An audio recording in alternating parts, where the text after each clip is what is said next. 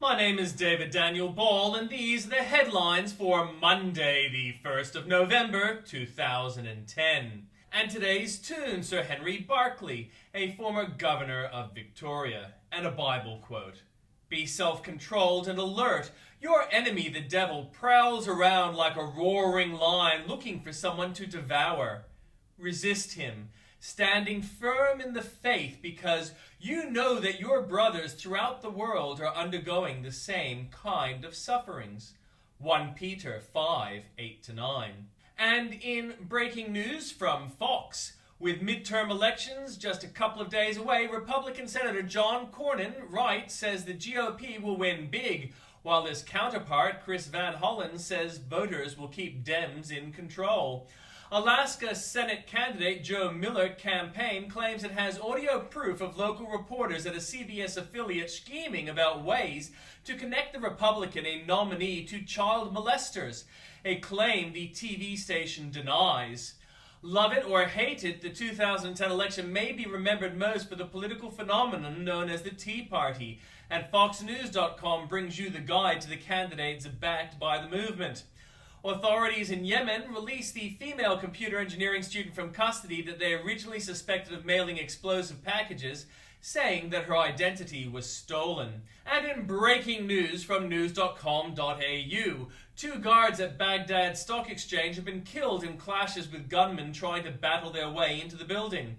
A young teacher dressed for a Halloween party as the Watchmen superhero character Silk Spectre fell 4 floors to her death when she tried to slide down a banister at a hotel. Iraqi police have stormed a Catholic church in downtown Baghdad in pursuit of a gunman who are holding as many as 10 people hostage inside. 1 person was killed and 6 others were injured early today in a shooting at a bar in Chicago, police said. From New South Wales and the ACT, no council area has generated more complaints to the Daily Telegraph's Fix Your Street campaign than Canterbury. Private speed camera operators will be paid incentives based partly on drivers they help to prosecute. Power companies could be given remote control over air conditioners in malls, offices, and homes under a radical proposal. From Queensland, thousands of commuters are set to be denied rail access to major sporting events and the city centre every second weekend. Honeymoon killer Gabe Watson stands a 50-50 chance of facing trial before a female judge in Birmingham, Alabama. Tenants are running riot in Queensland's rental properties, costing some landlords tens of thousands of dollars in repairs. Findings of a trial into taser-mounted cameras waited ahead of an inquest in the taser-related death of a North Queensland man. Stinger season has come early, with most of the state's beaches north of Mackay due to be shut down on Monday. And from Victoria, the Liberal Party is scrambling to find a new candidate for a key country seat after the original contender quit amid a race row, sparked partly by an MTR interview.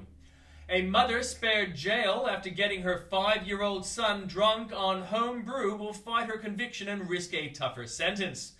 Victims have told how their lives have been ruined by an anaesthetist who was accused of infecting them with hepatitis C. An outlaw motorcycle gang is suspected of involvement in a scam that fleeced $1.4 million from mum and dad investors. Tough new laws for workplace bullies, including jail terms, will be investigated if the Brumby government retains power. Melbourne dams are half full for the first time in 4 years after the city's heaviest October rainfall in 35 years. From the Northern Territory. Northern Territory police are searching waters near Bathurst Island, north of Darwin, for a 67-year-old sailor who fell overboard from his yacht.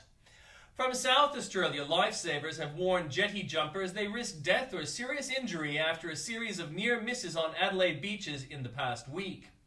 Child restraint and seatbelt use will be targeted in a month-long police crackdown throughout November following the end of a grace period. Negligent doctors will be forced to explain themselves to their victims for the first time under a system which abolishes their right to silence in discipline hearings. Almost 200,000 businesses and landlords have been struck off the voters' roll for this month's local government elections. From Western Australia, a teenager bashed with a hammer early this morning outside an out-of-control Beliar party is being treated for serious head injuries and a fractured eye socket. An alarming West Australian medical study has revealed a link between city traffic problems and an increase in severe childhood asthma attacks. There's nothing new from Tasmania.